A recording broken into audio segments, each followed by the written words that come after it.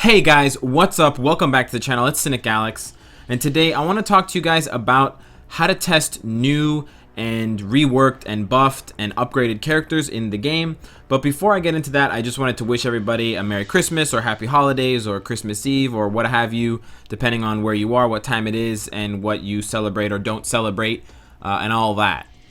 So back to the good stuff. I originally wanted to make this video to test out the new tier 2 characters, Loki, Angela, Jane Foster, Hulkbuster, and kind of to a lesser extent Black Panther. However, I don't have any of those characters at tier 2.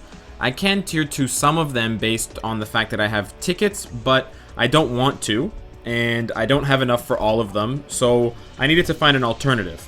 Normally, I would go into the skill preview to do things like that, but in most of these cases, none of the skills were changed, and as well, the skills that were changed in a way that you can't really test in the skill preview. So that got me thinking about what we can do as an alternative to the skill preview. And you know, we don't have a perfect alternative right now, but I think, and I want to point you guys to in this video, what I believe to be the best way to do so right now, and that's actually World Boss Invasion.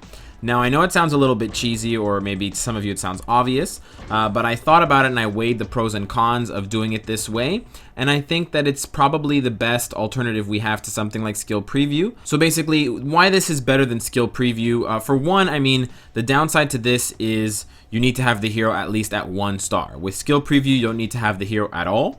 Which sucks if it's a paywall character, but in this case, the characters that we're talking about are not paywall characters, so hopefully most people in the game who were even on the cusp of or in the realm of thinking about tier 2ing some of these characters already had them unlocked, at least maybe ranked up a little bit as well, who knows.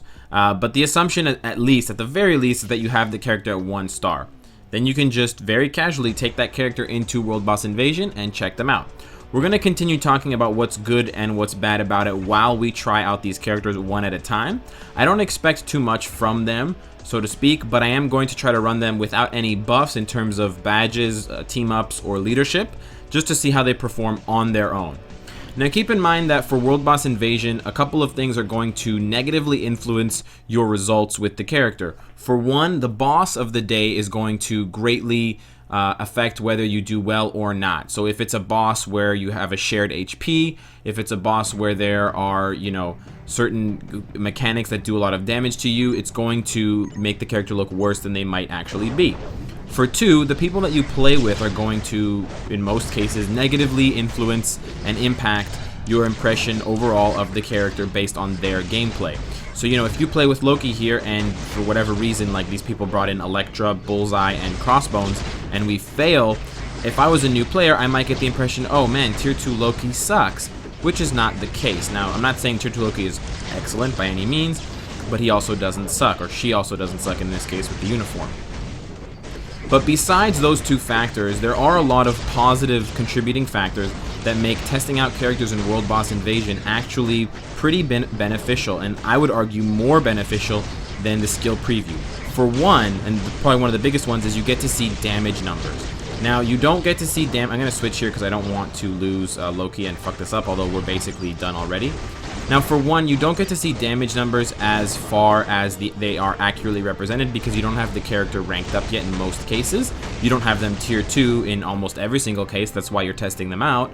But you do have them artificially buffed up to tier 2, and you do have the damage numbers, quote unquote, the numbers, which is way more than you get, way more information than you're ever going to get from skill preview. You literally get nothing from skill preview aside from what the skill looks like, what kind of effects the skill has on the enemies and on you, both positive and negative, and if there's iframes. And even the iframe test is a difficult one to perform because you basically have to judge it yourself. So in this mode, it's a lot easier to see iframes, and it's a lot easier when you have a health bar, at least, not in the modes where you're sharing health. But in modes where you have a health bar, it's a lot easier to see, oh, I just took damage, this is not an iframe skill. Oh, hey, I didn't take any damage, that must be an iframe skill. On top of being able to see iframe skills and see damage numbers, you can also see how skills play out against a live opponent. Unfortunately, guys, the Ultron clones in the skill preview really don't represent the vast majority of enemies in this game. The vast majority of enemies in this game do not. I can't even think of any except maybe the Serpent because of the way that they designed that level. I can't think of any enemies that just stand aside in front of you or to the left or to the right and just attack you with a long range attack and never move around and never do anything like that. So it's a much more accurate representation of how your skills are going to function, not only on their own with their own damage numbers, but also in terms of tracking and things like that, because those are things that you just can't tell by just looking at the character in the skill preview. You can't tell if that laser beam tracks or not. Most of the enemies are never moving around, and if you have to trigger them to move around just to test that skill, it's actually quite difficult to do. I don't even know off the top of my head if you even can do that successfully without mucking it up a whole bunch of times and, you know, changing around your results so much that it doesn't actually matter and it's not an accurate representation.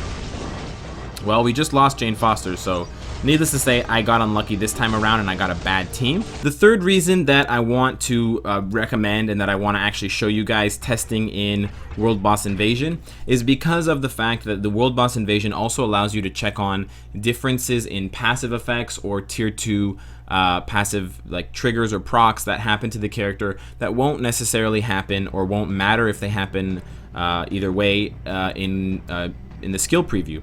So for example, heavy duty exoskeleton or the heavy duty armor, whatever it's called, that Hulkbuster has got upgraded with his tier 2. So now instead of triggering a 10-second physical damage immunity, it triggers a 5-second immunity to all damages. So that's actually pretty handy because I get to see, first of all, how long it lasts, how often it triggers, and I can get a feel for how much tankier that makes the character. In Hulkbuster's case, I'm pretty sure it doesn't make the character any more tanky. But we can also see here, curiously enough, that both of his passives are triggering. So in this case, I had his tier 2 passive trigger, and once that was finished, I had his regular physical damage immunity trigger after that. I don't know if that was a bug visually or if it's just a byproduct of the character being upgraded and they haven't changed it so that they're both not there, or maybe it's just a strange interaction with World Boss Invasion where it's counting his tier 2 skill because he's been upgraded artificially to tier 2 and counting his tier 1 skill because I have him at tier 1 for his passive 4 stars. But either way, it's an interesting way to check on those kinds of things, and it's also super depressing when you lose because your teammates suck and you also kind of suck because you brought in a bad team. And holy shit, does this guy look ugly as tits. I mean, even with the body like that, I would say no to this stripper 10 times out of 10. Flaming sword or not, bro, you're obviously compensating for something. So I wanted to bring the World Boss Invasion to your guys' attention, and I wanted to outline for you guys why I think it's actually a pretty fun mode, and it's a pretty cool way to test out a character, mainly because it allows you to test it in an actual real battle that matters with numbers that you can get a general feel for. Now, I don't want to say that you can get a very accurate representation of the character's output based on that, especially because the modes that you're going to use the character in later on may not be World Boss Invasion. I mean, I doubt anyone is tier 2ing a character right now because of World Boss Invasion. That would be silly. That would be probably a waste of a tier 2 in my opinion.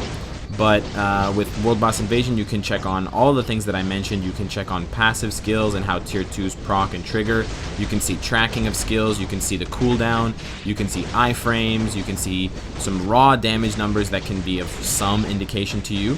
And you can just see how the character also performs when compared to other people. So you can see, oh, well, you know, Black Panther just got this buff, and hey, this guy had a Doctor Strange with the uniform. I'm not sure if he was max rank, but you know, he did have the uniform and I still out DPS'd him. So that says something. It doesn't say a lot, but it does say something about you know, the new Black Panther's damage output. And that's more than you get with skill preview. With skill preview, you literally get no idea whatsoever. So I found it interesting that with World Boss Invasion, we kind of got as a byproduct of this game mode an ability and the ability, I should say, to test characters now that we couldn't previously do in terms of DPS, even though we don't even have the character, even though we are not investing in them at all. We just have them unlocked. but that's enough to get a pretty reasonable idea of what they can do in the circumstances. And you get great results. You get the time it took you to kill the boss, you get your DPS, as a percentage of the group's DPS. If you're smart enough to check on your teammates in the game, you can also go and look up them, and this is taking it a little bit further, but if you wanted to be really inquisitive about it and really get a little bit more accurate data, after you fight with your team, and while you're fighting with your team, you can jot down the names of the other people that you're playing with. So I'll give you guys a really quick example. I'm going to go in with Thanos right now, guarantee this clear here. And I'm going to really quickly jot down the names of the people that I'm playing with, so that I can go and check them out later and see which characters they performed with, just to see what I was up against more accurately. So if we go over here to the second screen, we'll be able to see as soon as they zone in who I'm fighting with. So this is Shippy G and Cordia.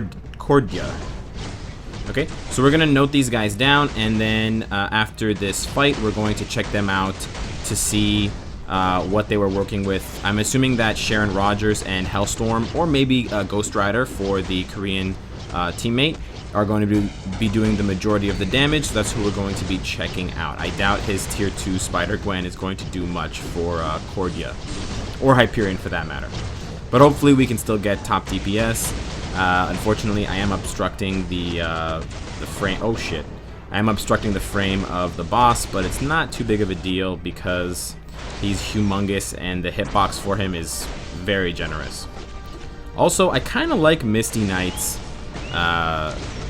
skill animations. I was checking her out a little bit before, not in the way that you'd think. I wasn't checking her out in that way. But yeah, she's kind of interesting, I have to say, and especially with the new buff to Loki.